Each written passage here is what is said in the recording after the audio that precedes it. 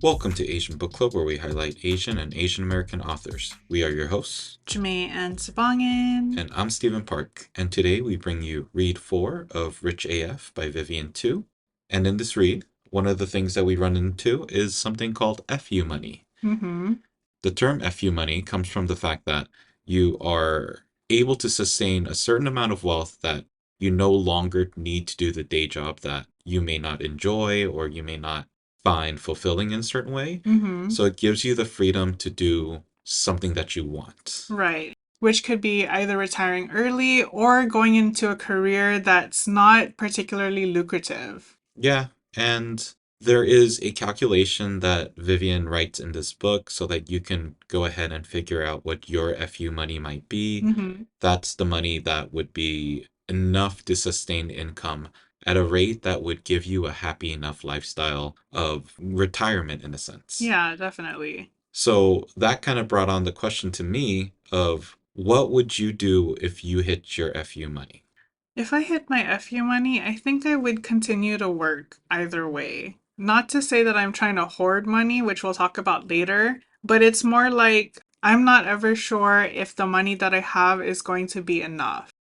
But when you say work, what are you thinking? Like, are you thinking 40 hours a week? Are you thinking part-time? Are you thinking just like contract stuff? And also, like, what are you doing? Like, is it work that you're choosing to do, or is it stuff that you're still kind of bringing in whatever clientele or people that, you feel like you need to do to make money? I think I would be transitioning. Wherever my part time work would be, I would then transition into probably something along the lines of coaching, which is something that I've wanted to do for a long time, but didn't have the clientele or the time to dedicate to it. Coaching. Creative coaching. So, working with clients to help them find their creativity or find ways to make their creativity make money for them, like working with authors who want to get off the ground and start indie publishing or start traditional publishing. Mm-hmm. Yeah, for my FU money, at least in the more immediate sense, it would definitely be some version of retirement. It would be me being able to kick back for a while, not doing anything, but picking and choosing things that I want to get into. Like I want to learn how to sew. I want to be able to spend more time doing little cooking projects. I would love to start to be able to more transition my life into a less 9 to 5 and a more as needed basis. It would be cool to be able to like open up a gym and a space for younger kids to come in. So there's a lot of like little projects I want to get done, but the FU money isn't something that's like easy to get. Right. You definitely need to plan it out well, and not only do you need the planning, but you need the sustainability of finance and wealth. Like you need a lot of money to not only secure how you're living now, but to also secure you living in the future, Mhm. which is a more constant revenue and stream of bringing money in. Right. So, it's something that you have to figure out, but it's always nice to kind of dream about what you can do if you didn't have to work per se. Mm-hmm. So, it is kind of nice to think about that. It's once again a calculation that Vivian includes in her book. So, if you want to do more than just dream about it, Right. it is solidly a formula that she has put down in those pages for you. And whether you decide to pick up an extra job, do some kind of side gig, or maybe become some kind of content creator, like our recommendation for the week, I hope you're able to figure out the FU money.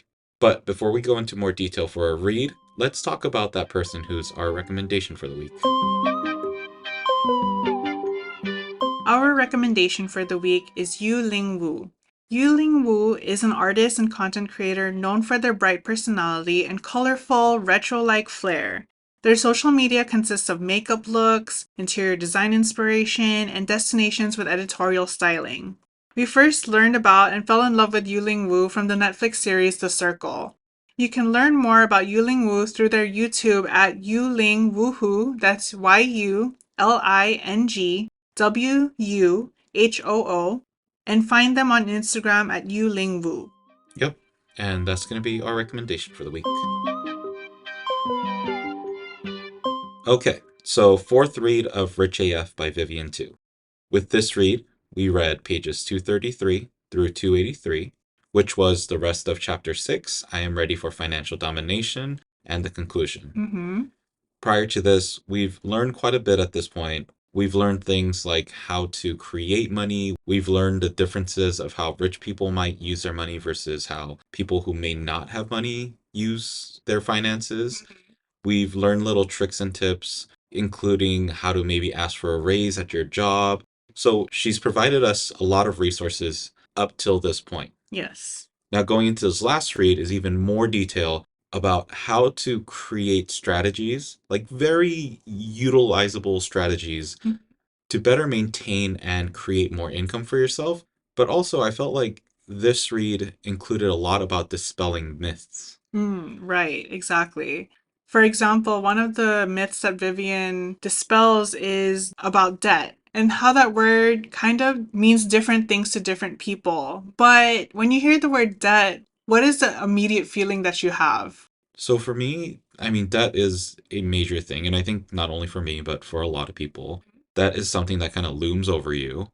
I know when I've talked about other people that have had debt, you kind of try to hide away from it, but it's this ever looming cloud that you just can't seem to escape. Hmm. And especially nowadays with student debt, mortgage debt, with car loan, like the debt that is now present seems much more unobtainable than the debt that might have been present in the past. Hmm. Like financially, a lot of the debt that I've seen from other people aren't like $2,000, $5,000 credit card debts that you can figure out strategies to try to eventually move around your money and pay that off. But nowadays it's like 200,000, $300,000 variations of debt that makes it very difficult to figure out how you're going to move around a limited budget from careers and work that doesn't really want to pay you money. So it's stressful. Right, right, definitely. So stress is kind of the feeling that you have when you hear debt. Hmm. When I hear debt, I have like this creeping feeling. It feels like someone is watching me and is wanting to capture me. That's kind of the feeling that I get. And with debt, I think that's why I try to stay away from it for the most part. I once had credit card debt that felt like it would never go away, and I felt like I was going to have to pay it forever, Hmm. especially with the APR and the interest rates, and even consolidating it. I also felt like the interest rate was going to take over anyway. But what Vivian mentions in the book is that what we consider debt as working families, other people use the word leverage when it comes to those who are rich or those who have money. Right. They're using their debt, or more specifically, the money that they are then using and investing in something else to grow for them more than the money that they are losing. Right, exactly. And so, one thing that Vivian does mention is that not all debt is leverage, but all leverage is debt. So, if you are investing into, let's say, a short term rental home or investing into education, it might feel like I shouldn't borrow that money, but sometimes you need to take that risk in order to make that money back. Yeah. Another myth that Vivian dispels is the one about tax brackets. Mm-hmm. So, some people will avoid certain raises and changes in their income because they don't want to be put into the next tax bracket. Mm. The example that Vivian uses is pizzas, and she explains it in terms of having not only one pizza, which is how some people look at these tax brackets, but it's several different pizzas that are stacking on top of each other. And so when you enter new tax brackets, it's not like you're getting a bigger percentage of that same pizza that you have, but it's that you're getting a larger chunk of a pizza that is above the original pizza. So Mm-hmm. you still get the same chunk taken off from the original pizza, but then a new pizza comes and you're taking a slightly larger chunk off of that. And then with the next tax bracket, that. So it was very valuable information for people that do think that they're going to lose money by going into the next tax bracket, Mm-hmm. because clearly in the long scheme, you're going to be making more money. Right. And like Vivian mentioned earlier in the book, you can always earn more money, and it's helpful to continue making those dollars work for you. Yep. And speaking of making those dollars work for you, Vivian actually goes very specifically into certain myths that I don't know if this is all families that are immigrant families or if it's more specific to the AAPI community, Mm-hmm. but there are very specific myths that revolve around our communities that are unhealthy because it actually limits the potential of growth of our money. Right. And what we want to do and what Vivian wants us to do is to break away from those unhelpful money mindsets that we inherit or grow up with. And one of those unhealthy mindsets is hoarding money. Money isn't meant to be hoarded, specifically putting away cash and stashing it away under your mattress or in a box somewhere in your home. Yeah, it's something I think is fairly familiar with people that don't have money and they're afraid that at some point you might lose all of it or come across a situation in which you don't have the cash available for those purchases, Mm-hmm. which is also a mindset of not owning credit cards or not wanting to be in debt, which is another big thing that, at least from my perspective, I see spread around the AAPI community. Yes. If you are protecting yourself by holding a certain bank of emergency money and finances that will protect you just in case things go wrong, then beyond that, there should be a sense of trying to make more money with the money that you currently have just sitting there. Right. Through investments, through high yield savings accounts, through ways where money can work 24/7 for you while you're not working. Yep. And money not being hoarded is one of her closing thoughts, or what she calls her solid gold truths. Mm-hmm. So she has four of these. One was wealth is not meant to be hoarded. Another one was that spending is not inherently shameful. Mm-hmm. Especially if the thing that you're spending on makes you feel comfortable, safe, happy, and or healthy. Yeah, and one of the examples of this is the cup of coffee. It's the theory that if you avoid getting a cup of coffee a day, you save up so much money that you're going to be able to afford a home, afford a new car, afford whatever, a vacation or something, Mm-hmm. which is not completely wrong in the sense that you won't have more money. Like, you definitely will have more money if you don't go out and get coffee every day, Mm-hmm. but to the expense of what? Because we're living not just to make money, but to create experiences and to kind of have a life that seems fulfilling in a certain sense. Exactly. If we're only focused on saving, saving, saving and not living, then we're going to look back and feel like, what was it for? Because if we live a life of only saving, saving, saving, when we look back, we're going to think, what did we do all of that for? Right. The other two solid gold truths that Vivian talks about is money spent to impress others is money not worth spending. Mm-hmm. This goes into buying designer bags, into certain shoes, into artwork, whatever it is. If you're buying it with the thought that other people are going to see you differently, it's not going to be helpful. Mm-hmm. It goes back to that second solid gold truth that if it's not making you happy, healthy, or comfortable, then what's it worth anyway? Yeah. And the last one that she does talk about is complaining but not doing anything doesn't do anything, Mm-hmm.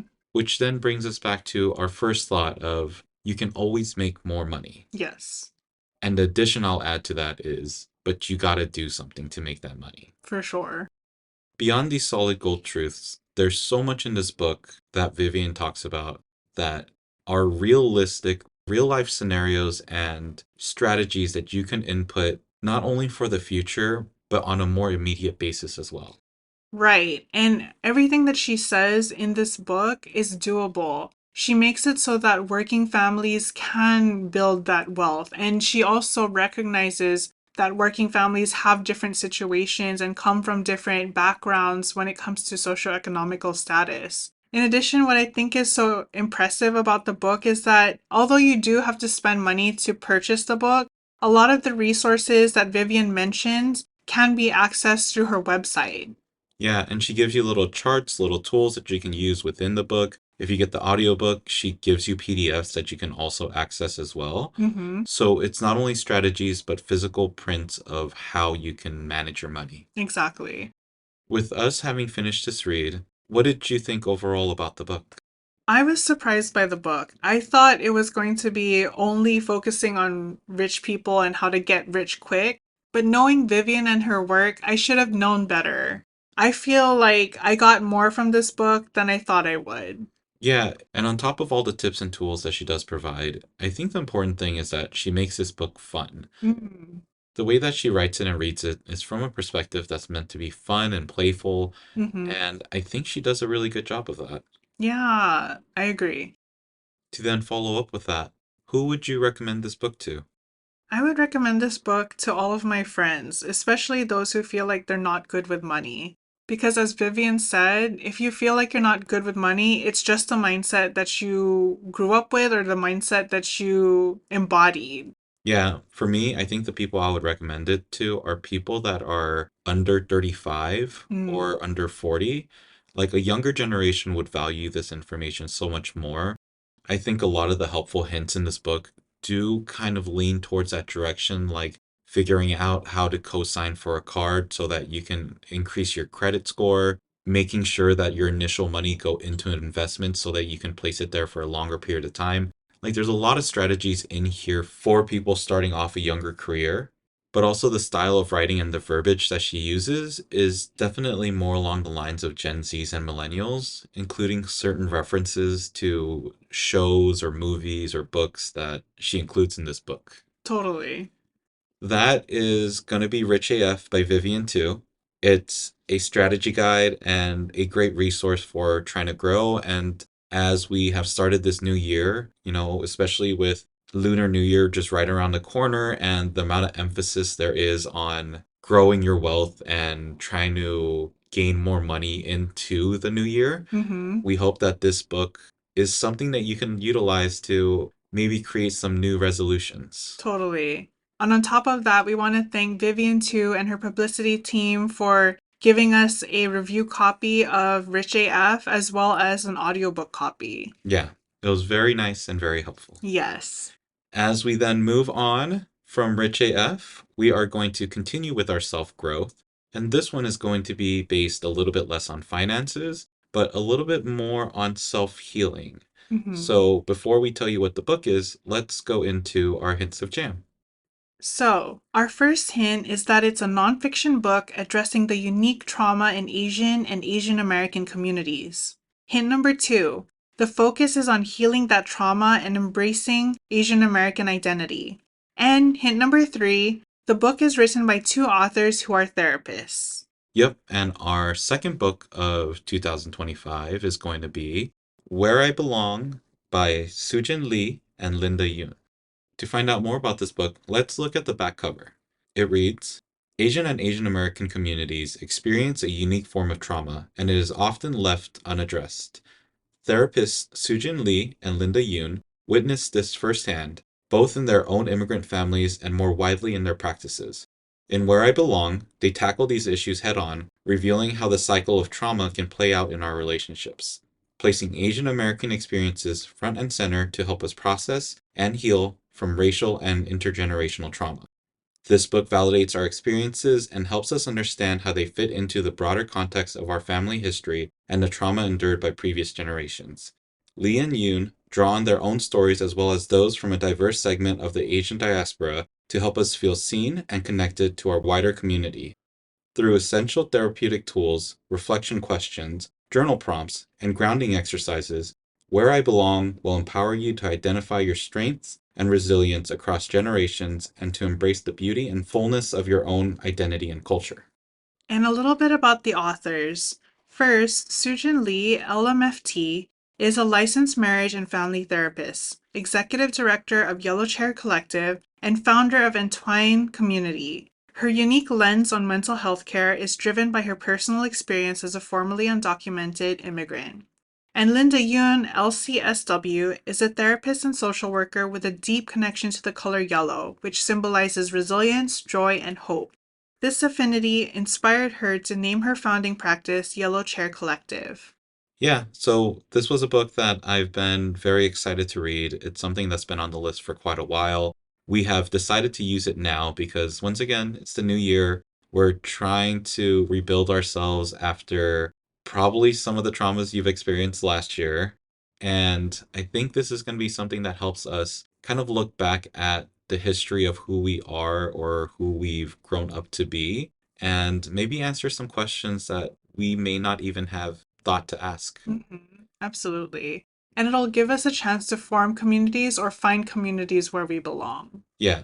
So for us to do that, we're going to start with our first read, which is Pages IX, or 9 in Roman numerals, through 70, which is the intro and chapters 1, Unpacking Our Asian American Experiences, through 2, The Context of Our Asian American Experiences. Yep. And if you found Rich AF to be super beneficial, if you want us to do more books that are focused around, I don't know, I don't like the word self help, but truly that's what it is. It is helping ourselves in some way. We can call it self improvement or growth. There you go. Then you can reach out to us by Emailing us at asianbookclubpod@gmail.com or contacting us through Instagram at asianbookclubpod. we also have our website, which is asianbookclubpod.com, where we have books that we've read in the past, books that we recommend, and books that we plan to read in the future. And a great way to support us is to rate, review, and subscribe to the podcast. Otherwise, make sure to be happy, be healthy, and read a book. Ingat! Bye!